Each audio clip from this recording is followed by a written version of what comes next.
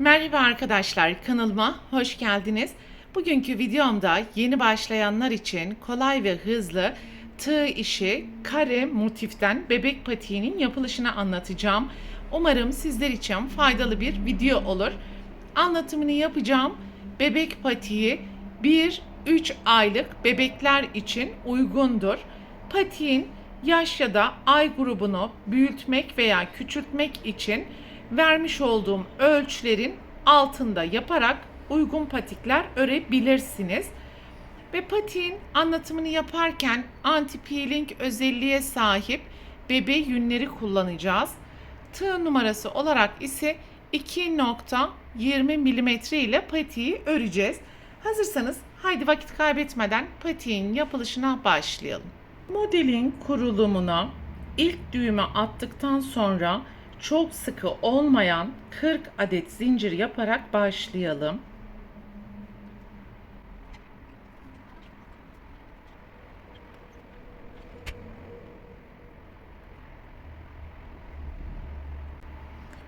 Evet, 40 adet zinciri yaptım ve 1 2 3. zincirden başlayarak sıra sonuna kadar yarım trabzan yapacağız ve toplam 38 adet yarım trabzan yapalım.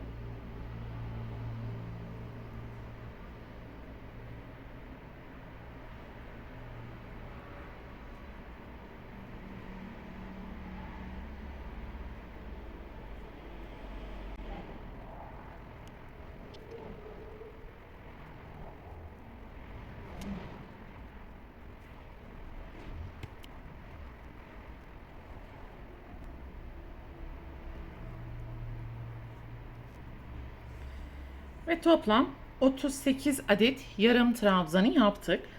2 adet zincir ve deseni çeviriyorum. İlk boşluktan başlayarak sıra sonuna kadar yine toplam 38 adet yarım trabzan yapacağız.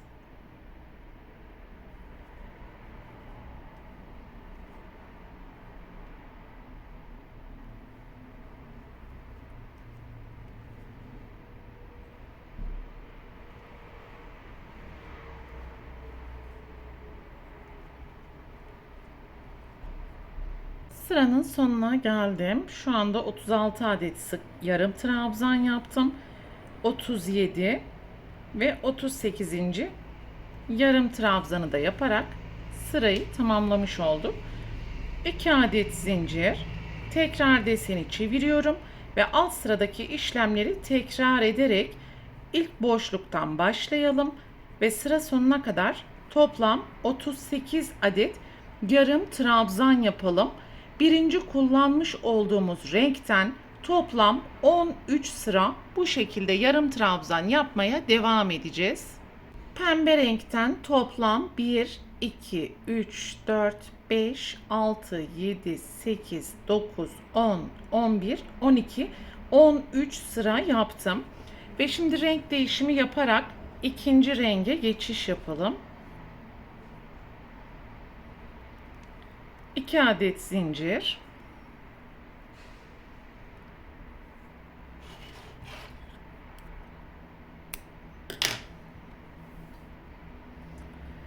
Ve tekrar deseni çeviriyorum. Farklı hiçbir işlem yapmadan yine ilk boşluktan başlayarak sıra sonuna kadar toplam 38 adet yarım trabzan yapacağız ve beyaz renkten de 13 sıra yaparak tam bir kare elde edene kadar örmeye devam edeceğiz.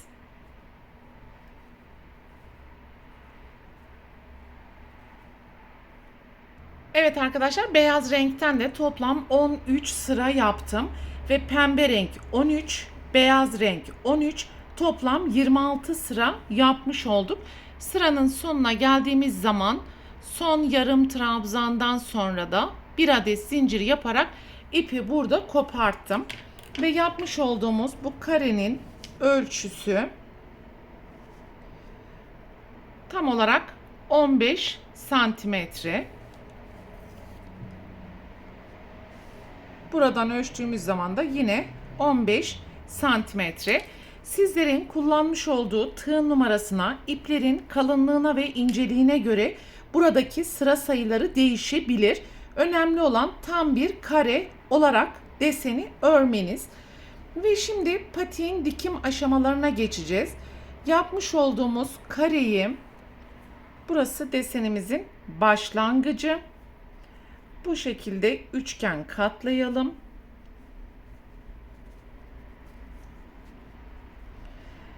İstediğiniz tarafı boğaz bölümü yapabilirsiniz. Şu şekilde ben beyaz rengin boğaz kısmına gelmesini istediğim için yaklaşık 8 santimetrelik bir alanı burada boş bırakacağız. Ve burayı katladığımız zaman boğaz kısmını oluşturacak. Patiğin arka tarafını dikeceğiz. Topuk bölümünde zikzaklar oluşturduktan sonra dikmeye devam edeceğiz. Ve diğer üçgen bölgede de 7 santimetrelik bir alan kalana kadar dikme işlemini yapacağız. Bu 7 santimetrelik alanı tekrar üçgen katlayarak hem üst noktayı hem de alt noktayı dikerek patiğimizin dikim aşamalarını tamamlamış olacağız. Haydi şimdi patiğin dikmesine geçelim. Buradaki başlangıç iplerini topuk bölümüne getirirsek daha iyi olacak arkadaşlar.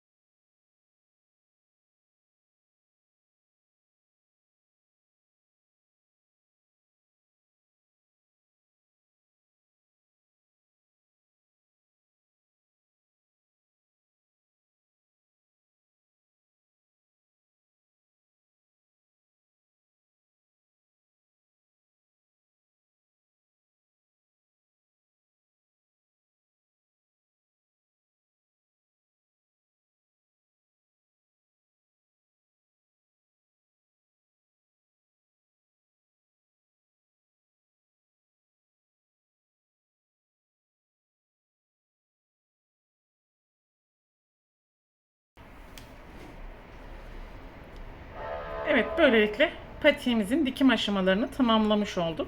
Şimdi iç kısmını dışarıya doğru çıkartalım.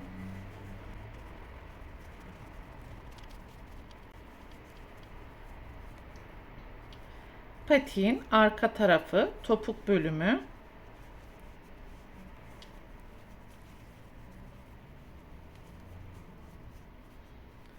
Alt ve parmak uçlarında kalan nokta.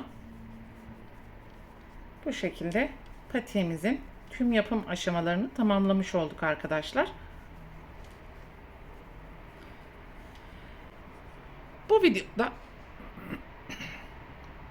Bu videoda anlatacaklarım bunlardan ibaretti. Umarım sizler için faydalı bir video olmuştur. Sonraki eğitim videosunda görüşene dek lütfen kanalıma abone olarak videomu beğenmeyi unutmayın. Hoşça kalın.